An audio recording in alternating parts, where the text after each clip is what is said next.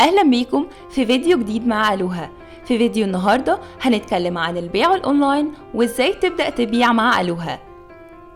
سواء كان ليك مشروع تجاري أو عندك فكرة إبداعية لمنتج جديد أو شايف إن عندك شغف البيع، تعال معانا وهنوصلك لأول خطوات النجاح. قبل ما تبدأ تبيع، اختار الاستراتيجية المناسبة ليك، وده بيعتمد على طريقتين.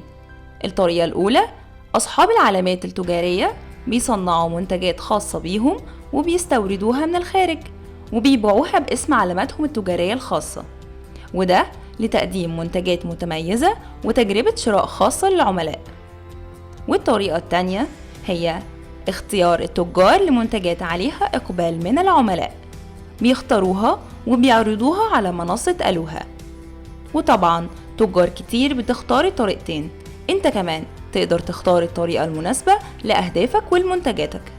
طيب بالنسبة للشحن، اختيار استراتيجية الشحن المناسبة. ازاي هتعمل كده؟ لأنك بائع على ألوها بتوفر لك 3 طرق للشحن، بتختار منهم الطريقة الأنسب ليك ولعملائك. أول طريقة FBA، الشحن مع ألوها هتحتفظ بمنتجاتك وتغلفها وتوصلها للعملاء. الطريقة التانية ES، الشحن السهل، حفظ المنتجات وتغليفها عليك وتوصيلها للعميل هيكون على ألوها. الطريقة التالتة الشحن الذاتي، هيكون حفظ المنتجات وتغليفها وتوصيلها عليك. طيب ازاي تعمل حساب بائع على ألوها؟ تقدر تعمل حساب بائع على ألوها بكل سهولة، وده بيكون من خلال بريدك الإلكتروني الشخصي. ولكن قبل ما تشترك اتأكد انك جاهز بالخطوات الجاية.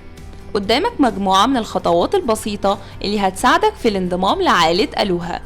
كل اللي هتحتاجه هي مجموعة من الأوراق الرسمية هتسهل عليك إجراءات التعاقد وتساعد في خروج الفواتير الضريبية. الأوراق المطلوبة هي، لو هيكون حساب فردي، كل اللي مطلوب صورة بطاقة، رقم حساب بنكي جاري أو توفير، رقم موبايل. ولو هيكون حساب شركات تجاري، صورة بطاقة شخصية، سجل تجاري ساري، بطاقة ضريبية سارية، حساب بنكي باسم الشركة أو المجال، رقم الموبايل. ودلوقتي تقدر تعمل حساب بائع على ألوها. والتالية هي إضافة المنتجات. ناس كتير بتسأل إيه اللي ممكن أبيعه على ألوها؟ إجابة السؤال ده بتعتمد على المنتج ونوع المنتج والعلامة التجارية. أنواع من المنتجات متاحة لكل التجار، ونوع تاني بيحتاج موافقة للبيع، ونوع تالت ممنوع بيعها على ألوها. هنعرفك دلوقتي إيه هي المنتجات اللي مش متاح بيعها على ألوها. وللمثال لا الحصر، أدوات تجسس والليزر الأخضر، البرمجيات، الأسلحة، الكتب الدينية اللي بتتعارض مع أي دين، الآثار والعملات السارية، الكائنات الحية زي الحيوانات الأليفة والنباتات، التبغ والسجائر والأدوات الكيميائية والفيب وزيت الفيب، العملات التجارية المزيفة، والعطور التي تستخدم للاختبار، وأي منتجات مستعملة، وأي منتجات ليست مغلفة. دلوقتي هنتكلم عن خطوات عرض المنتجات. عشان تبيع أي منتج على ألوها هتحتاج تمشي على الخطوات اللي جاية. SKU معناه هو الرقم المعرفي للمنتج بتاعك، ودي خطوة مهمة جدا هتساعدك تعرف الكمية الموجودة من منتجك وتفاصيل عرضه وسعره وحالته وطرق شحنه. التفاصيل الأساسية للمنتج زي اسم المنتج وعلامته التجارية ونوعه ومواصفاته وصور المنتج. الكلمات الرئيسية وعناوين البحث اللي هتساعد المشتري انه يلاقي منتجك بكل سهولة. رقم UPC هو رقم عالمي خاص بالمنتجات، وده بيساعدك تحدد السلعة اللي هتبيعها بالظبط. لو كان في تاجر بيبيع نفس منتجاتك، ده هيسهل عليك وجود المنتجات دي، فمش محتاج انك تدخلها من الأول. لكن لو المنتج بتاعك ده هيتعرض لأول مرة على ألوها، في الحالة دي هنحتاج انك تدخل معلومات المنتج صفحة تفاصيل المنتج.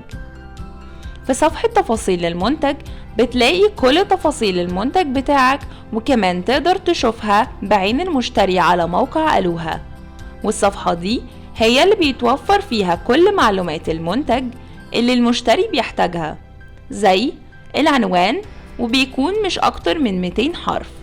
الصور بيكون جودة 500 في 600 بكسل، جودة عالية، بكل أشكال المنتج وزوايا المنتج. جمل توصف المنتج زي ألوانه وأبعاده، جمل صغيرة وواضحة وصريحة وسهلة بتوصف المنتج كمان، هتساعد المشتري إنه يلاقي المنتج بسهولة. إزاي تجذب العميل بتاعك؟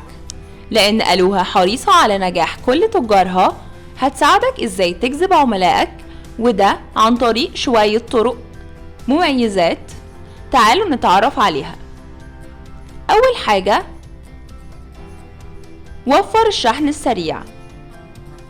FBA في الغالب الجملة دي بتجذب انتباه المشتري وبتلفت نظره، والخاصية دي تقدر تستفاد بيها وتستخدمها وتشحن منتجاتك بيها مع ألوها.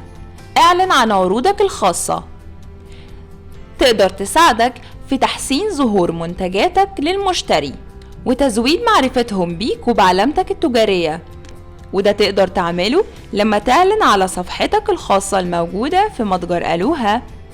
وكمان تقدر تستخدم عروضك الخاصة أو قسائم الشراء، ودي هتساعدك أكتر في الترويج على منتجاتك.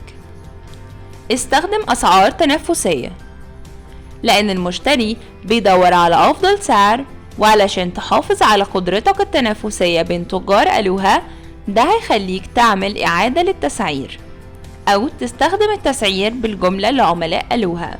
الخطوة التالية هي ماذا بعد أول بيع. اللحظة اللي هتبيع فيها أول منتج على ألوها هي اللحظة اللي هتقول فيها إنك خلاص على أول طرق للنجاح. ألوها قدرت توفر لك أدوات تساعدك إنك تكبر حسابك كتاجر وتطوره. آراء العملاء. رأي العملاء على المنتجات هو اللي هيخليك تعرف إن كنت على الطريق الصح أو الطريق الخطأ. وعلشان تتجنب الآراء السلبية، خد بالك من مخالفة سياسات ألوها.